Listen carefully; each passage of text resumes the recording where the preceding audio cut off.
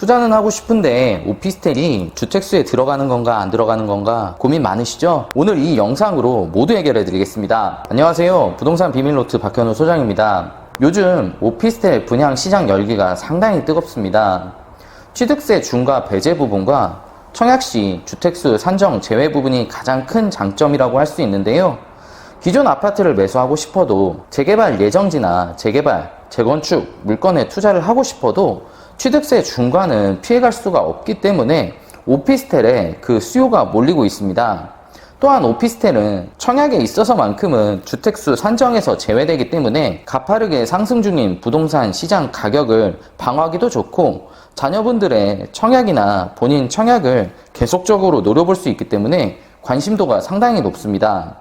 하지만 이러한 오피스텔도 잘 알고 투자를 해야 수익이 크겠죠? 양도세를 적게 낼 수 있는 방법도 있으니까 영상 끝까지 보시고 좋아요, 구독, 알람 신청까지 부탁드리겠습니다. 오피스텔은 주거용 오피스텔과 업무용 오피스텔로 나눠집니다. 쉽게 설명드리면 사용자가 전입을 해서 주거 목적으로 사용하면 주거용, 업무 목적으로 사용하면 업무용이 되는 겁니다. 주거용 신축 오피스텔의 경우 임대사업자를 등록하시면 최초 분양분에 한해서 취득세 감면 혜택이 주어집니다. 임대사업자에 대해서 궁금하신 점이 있으신 분들은 저희 영상을 참조해 주시면 감사하겠습니다. 임대사업자의 의무 임대기간은 10년입니다. 기존에는 단기와 장기로 두 가지가 있었는데 4년 단기 임대사업자는 없어졌고 장기 임대사업자의 의무기간이 8년에서 10년으로 바뀐 지금의 임대사업자만 남아 있습니다. 임대사업자의 임대료 증액 한도도 제한적입니다. 5% 이내에서만 올릴 수 있도록 변경되었고요. 주택임대사업자의 기본 취지는 소규모 주택 구입을 장려하고 그에 따른 세수 확보를 투명하게 해보자는 것이었는데요. 지금 정부의 갈팡질팡한 부동산 정책으로 이도저도 아닌 상황에서 기존 주택 공급자인 임대사업자들의 불편만 더욱 늘어나고 있는 추세입니다. 전용 60제곱 이하이면서 취득세가 200만원 이하인 경우에 취득세는 면제를 받습니다. 200만원이 초과되는 경우에는 85% 감면 혜택이 있고요.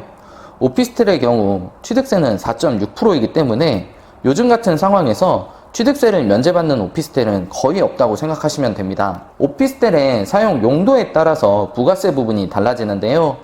주거용으로 사용할 경우에 양도인은 건물 가액의 10%를 부가세로 납부를 하셔야 합니다. 주거용 오피스텔은 부가세 부분이 합산되어 분양가로 산정되어 있는 경우도 있기 때문에 꼼꼼하게 확인해 보실 필요가 있고요. 업무용으로 사용하실 경우에 부가세가 과세되지 않고 일반 임대사업자로 등록하실 경우 건물분 부가세를 환급받으실 수 있다는 장점이 있습니다. 주거용 오피스텔을 전세를 끼고 투자를 하게 되면 투자금이 적어지는 장점이 있지만 주택수에 포함된다는 부분 때문에 자녀 명의나 주택을 소유하고 계시지 않은 배우자 명의로 취득을 많이 하고 있는 추세입니다.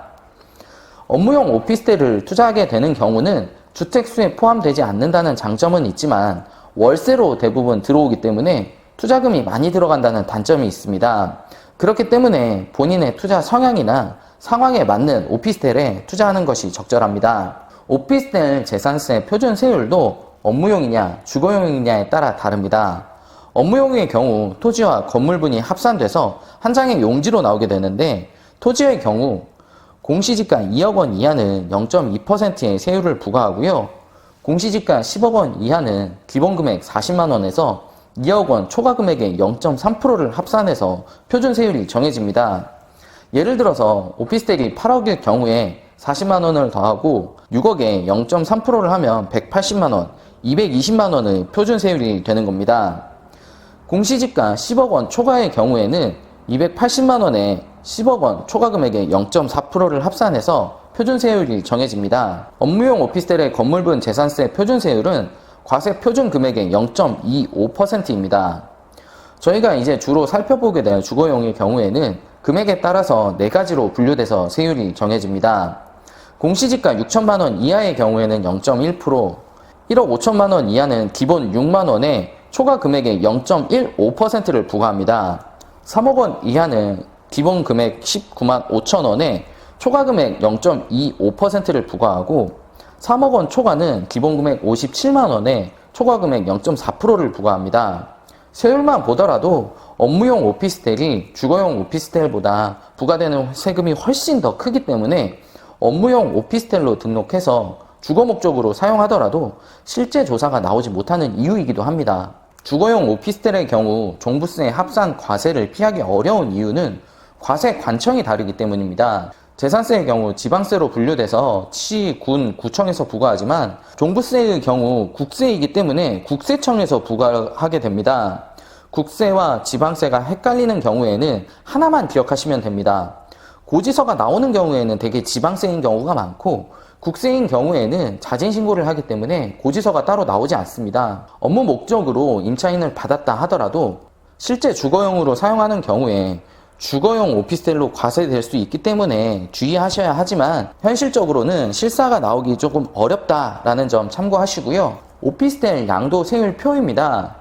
일반적인 경우 별도의 주택이 없을 경우에 한해서 적용되는 표이고요. 세율은 1년 미만의 경우에 양도 차익에 상관없이 일괄 55%가 적용되고요. 2년 미만의 경우에는 일괄 44%입니다. 2년 이상 보유했을 경우에는 이제 양도 차익에 따라서 과세 금액이 다 달라집니다.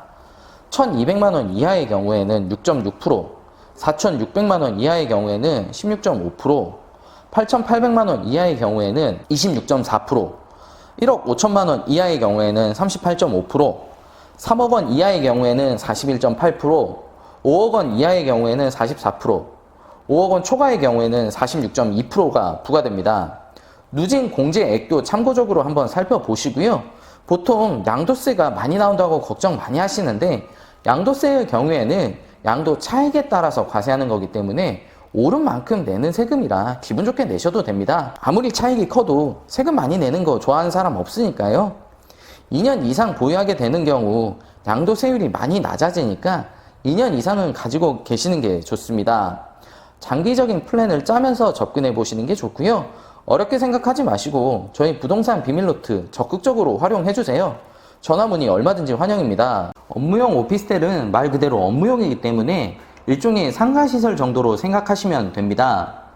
주택수 산정이 되지 않기 때문에 비과세 혜택은 없지만 주택수에 따른 양도세 중과는 없고요. 2년 이상 보유할 경우에 일반 과세 적용을 받습니다. 보유 기간에 따라서 장기 보유 특별공제 혜택도 받아보실 수가 있습니다. 양도세 공식도 적어놨는데요. 양도 차익은 양도 가액에서 취득 가액과 소요 경비를 뺀 금액을 말하고요. 과세 표준은 양도 차익에서 장기 보유 특별공제와 기본 공제 금액 250만 원을 뺀 금액을 말합니다. 기본 공제는 인별로 빼주기 때문에 공동 명의이면 각각 250만 원씩 총 500만 원의 공제가 가능합니다. 양도세는 이 과세 표준에 세율을 곱하면 바로 알 수 있습니다. 주거용 오피스텔의 경우 주택으로 간주되어 양도세가 중과될 수가 있고요. 기존에 보유한 주택의 양도 시에도 중과 대상이 될 수도 있습니다. 양도세 계산법은 업무용 오피스텔과 마찬가지로 계산되고요. 주거용 오피스텔로 보는 경우는 세 가지입니다. 주택임대사업자를 내서 주거용으로 임대하는 경우와 일반 임대사업자를 내고 주거용으로 임대 전환해서 사용하는 경우, 직접 거주, 이렇게 세 가지로 보시면 되고요. 거주 요건까지 채우게 되면 비과세 혜택도 받아보실 수 있습니다. 오피스텔 분양권의 경우 양도세가 어떻게 되는지 한번 살펴보겠습니다. 오피스텔 분양권의 경우 주택수로 포함되지 않기 때문에 양도세 중과 규정이 따로 적용되지 않습니다. 100세대 미만의 오피스텔인 경우에는 분양권 전매가 가능하긴 한데 100% 다 되는 건 아니라는 점, 그래서 해당 오피스텔 담당자에게 전매가 가능한지 여부를 사전에 체크하셔서 계약을 진행해 보시는 게 좋습니다. 요즘 전매가 가능한 오피스텔 분양권은 거의 지역을 따지지 않고 경쟁률이 상당히 높게 나옵니다. 양도 차익을 계산 시에 납입한 분양 대금 중에 부가세 환급 부분에 대한 세액 계산도 정확하게 하실 필요가 있습니다. 오피스텔의 주택수 판정 기준을 알아보실 필요가 있는데요. 2020년 8월 11일, 이 기준점이 굉장히 중요합니다. 2020년 8월 12일 이후에 신규로 취득하는 주거용 오피스텔인 경우에는 주택으로 간주가 됩니다. 신규 취득은 매매나 증여, 상속을 모두 포함합니다. 2020년 8월 11일 이전에 취득한 업무용 오피스텔을 2020년 8월 12일 이후에 주거용으로 전환하더라도 주택으로 간주하지 않습니다.